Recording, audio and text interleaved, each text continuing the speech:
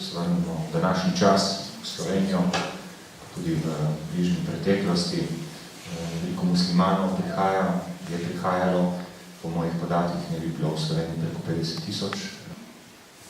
Predvsem pa me zanima to vprašanje, kako lahko recimo to vpliva na razvoj slovenske družbe.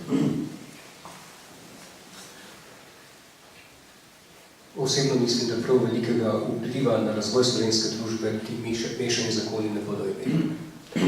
Tukaj pri zakonodaji v zvezi s sklepanjem zakona je treba vedeti nekaj stvari. Musliman se lahko poroči seveda z muslimanko, pa tudi s kristjanom ali z judinjo. Medtem ko se muslimanka lahko poroči samo z muslimanom. Pač v njihovi teoriji je, da se vera nadaljuje iz roda v rod po moški liniji. Se pravi, če se musliman poroči z kristjano ali judinjo, morajo biti otroci seveda muslimani. Če zdaj naredimo tak krajši oklepaj, pri njih to velja brez kakšnih pomislekov, tako pač mora biti. A veste, ko kristjani sklepajo zakon, mora ona podpisati dokument, v katerem reče, da bo storila vse, kar je v njeni moči, da bodo otroci deležni krščanske vzgoje. Se pravi, islamska stran je, kar se tiče tega, torej veliko bolj nekako dosledna, kar se tiče vere potomstva. Vendar pa, kot je bilo prej rečeno, prav veliko vpliva, zato ker teh zakonov v resnici pravzaprav veliko ni. Tudi če so, v veliki meri ne obstanejo. Je pa res, da ti muslimani, ki so iz Bosne prihajali v Slovenijo, pa tudi iz Kosova in Makedonije, ti muslimani pa niso tako zelo bili ustrajali tako načelno na teh verskih predpisih in so dovoljevali tudi izjeme, se pravi, da so bili lahko otroci tudi katoliško vzgajanje. Ampak navadno se je izkazalo, da je bilo največ takih primerov v to smer, da sploh niso vzgajali otrok niti v eni, niti v drugi veri. Večina teh mešanih zakonov je prišla potem zato, da se bi izognili konfliktov, do tega, da je najboljš otroke sploh neversko vzgajati. V zadnjem času se odkriva tendenca, opaža tendenca, da so tudi muslimani počasi postajajo malo bolj radikalni tukaj, malo bolj zahtevni, tudi kar se tiče vzgoje otrok. Verjetno bo potem kakšno vprašanje šlo tudi v smeri, kako lahko taka velika količina muslimanov, ki prihajajo zdaj v Evropo, vpliva na družbo evropsko, ki je nekoč bila krščanska, zdaj pa to ni več. Predvsem od nas je odvisno. Ne toliko od njih, kaj bodo počeli tukaj, ampak kako bomo mi na to odgovarjali. A smo mi pripravljeni se postaviti na svojo oziroma obraniti svoje identiteti? A smo pripravljeni storiti nekaj, da bomo tudi navzven pokazali svojo pripadnost? Ne samo tej veri, ampak tudi tej kulturi. To je tako veliko spraševanje v sliti za nas.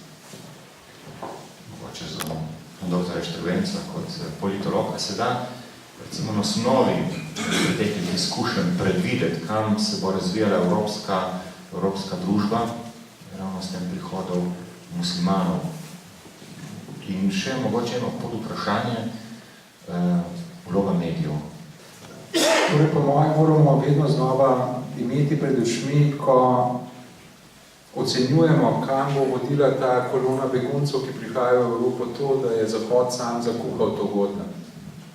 To je pomemben dejavnik, torej toliko pošteni pa že moramo biti, priznati samo kritično, da je ameriški napad na Irak odprl to Pandorino skrinjico, še prej 2 leti pred tem ameriški napad na Afganistan.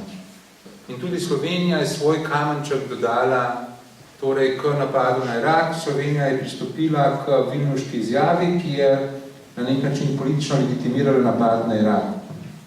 Tukaj je še bolj sporna, bi rekel, vloga Poljske, Češke, Madžarske, torej Višegrajske četvorice. Pred kratkim sem predaval študentom iz teh držav, njihov odpor do islama je popoln. Torej, in pa tukaj tam je treba spomniti te države, da so zelo voljno sodelovali pri tej vilnuški izjavi, oziroma igrali vlogo nove Evrope, kot se je takrat izrazil Donald Rumsfeld.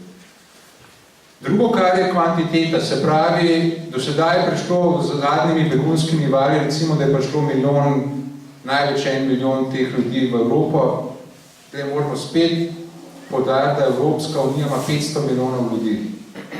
Torej, da tudi če pride še 4 milijone, bo to še vedno nek precej neznaten del. In pa tukaj bi se strinjal s Petrom Kovačičem Peršinom, ki je v nedavnem intervjuju rekel, da pa tudi, mislim, da je šla torej misel mojega sogovornika v tej smeri, če lahko ta precej majhen del muslimanov vpliva na neko islamizacijo Evrope, potem je pa ta Evropa zelo šibko svojo identiteto. Se pravi, potem pa te kristjani v tej Evropi pravzaprav niso tako zelo trdni, samozavestni v svoji veri. V najslabšem primeru, če ne upoštevamo teh kvantitativno majhnih deležov muslimanskega prebivalstva.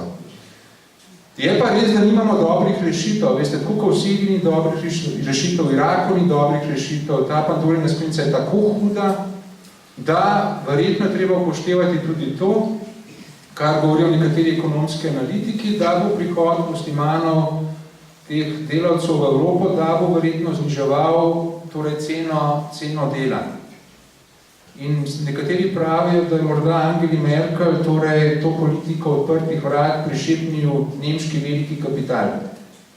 Torej tudi to moramo. Torej te situacije niso nikakor ne črno-bele. Torej tudi marsikdo na levici, ki zagovarja prihod teh ljudi, če ne drugega za nekega sočutja, se mora zavedati, da bo to lahko znižalo ceno delovnega mesta, da se bodo tudi skrajne desničarske stranke ukrepile in tako naprej.